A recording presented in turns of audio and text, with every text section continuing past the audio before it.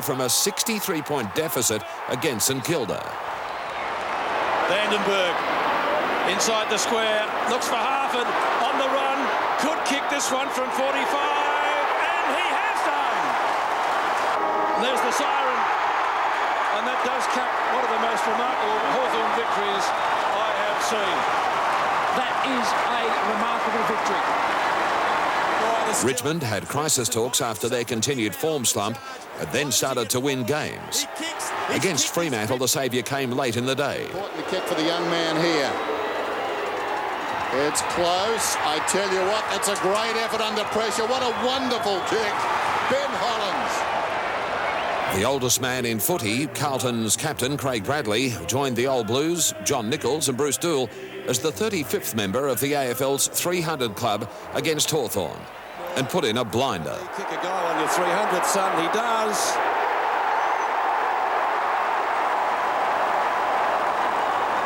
Geelong's season had started brilliantly, but after 5 straight wins came 9 losses in a row. The run ended, but only just against Collingwood. Push back, Mitch!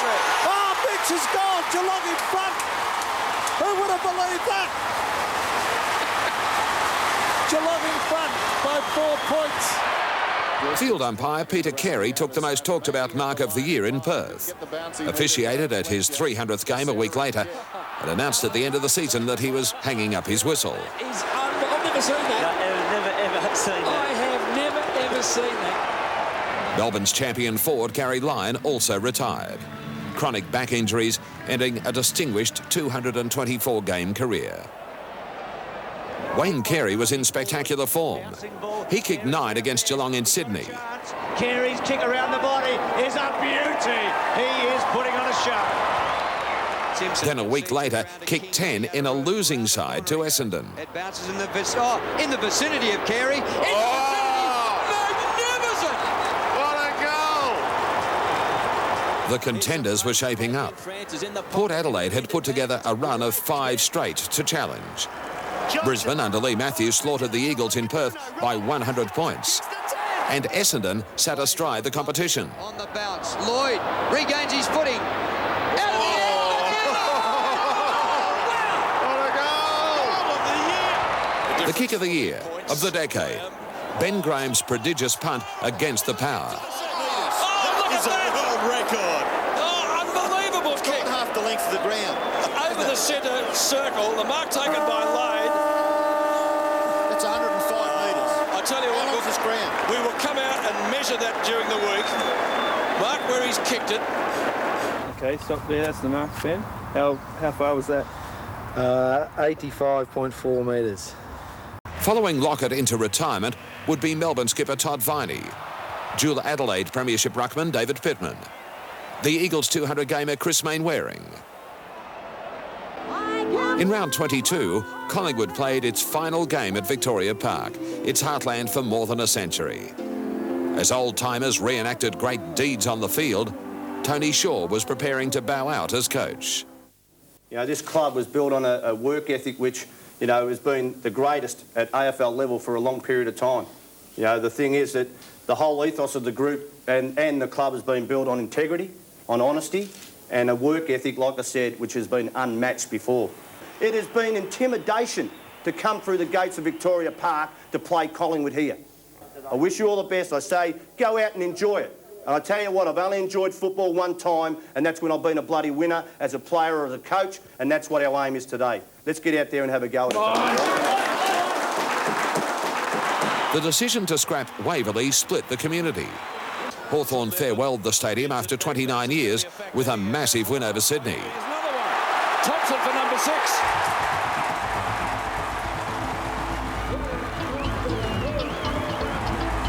Then said farewell to coach Ken Judge, who was heading back to Perth.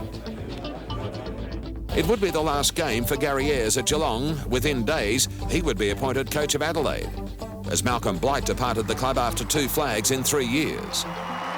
The most dramatic send-off was reserved for Jeff Geeshan. The scoreboard caught fire prior to his final game against Carlton. Well, you're not going to believe this. The scoreboard here at the MCG is on fire.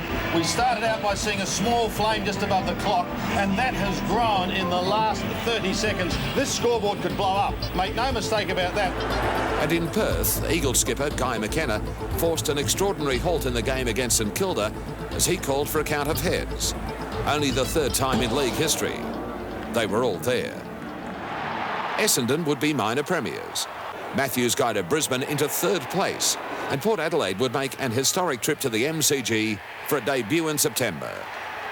The West Coast Scott Cummings, rejected by Essendon and Port Adelaide, proved them both wrong when he won the Coleman Medal as an Eagle. And Sydney youngster Adam Goodes was a clear-cut winner of the Norwich Union Rising Star. There had been rumbles for weeks that Mick Malthouse would coach Collingwood in 2000.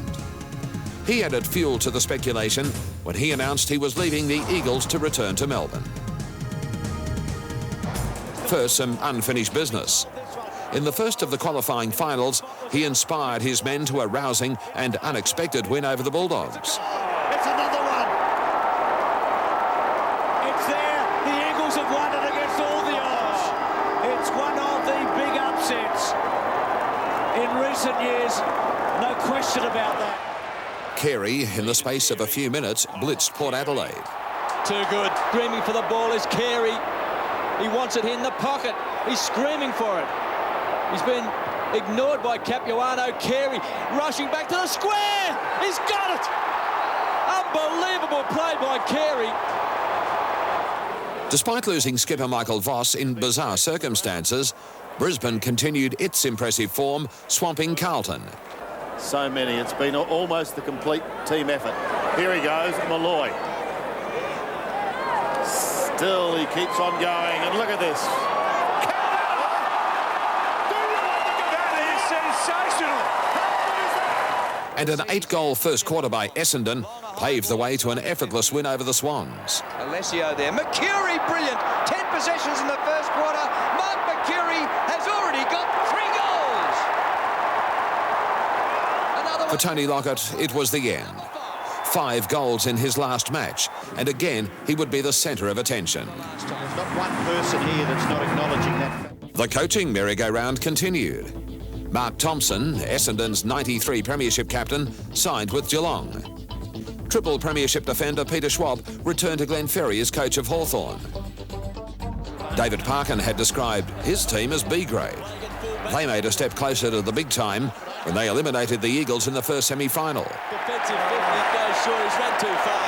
It's just not running the West Coast Eagles way. Scott Cummings took a bounce very early in the run, but then just went a couple of steps too far after he'd taken that bounce. Well, that was remarkable with Silvani coming all the way down. And Scotty comes in. Silvani's going to kick a goal. It was Malthouse's farewell after a decade. Just asking his players for a supreme effort, Dennis, knowing that football probably teaches players and coaches alike the word respect. In Brisbane, Lee Matthews' Lions were lethal. The Bulldogs out in straight sets. Malloy comes charging out. Here's the D9! What a goal! Malloy's done it again! And I think Alistair Lynch might be saying... There you go. I think we know what he might have said then. But perhaps have a look at the scoreboard. On a cold Friday night at the MCG, the vigour of the Kangaroos would be telling in a spirited seesawing encounter. Simpson goes after the awkward ball. Champion confronts he. In goes Archer. Bursts his way through. Wait till he has an impact. He made here, right here. That hasn't been touched. It's a goal. You would have to suggest it's a goal to the Kangaroos. McCartney hard on Keating. It would result in a 4-week suspension. The Roos would win, but would go into the grand final under a cloud. I hope it's only a sprain, because that looked pretty severe when he came down. Carlton were never supposed to be a threat to Essendon. It would be the match of the season in the second of the preliminary finals. Again, the lead would seesaw. Into the fray like a giant came Anthony Koutoufides. In the last quarter, he all but sealed a thrilling 1-point win. Standing start by Ratton. Won't quite make it. Cooter again. They are into the grand final. Carlton was into the grand final. While the Blues and the Roos prepared for their first grand final clash, the football elite assembled in Sydney for the Brownlow Count, the first held outside Melbourne. There would be no surprises this night. Hawthorn's Shane Crawford, the hottest favourite for the decade, taking the medal.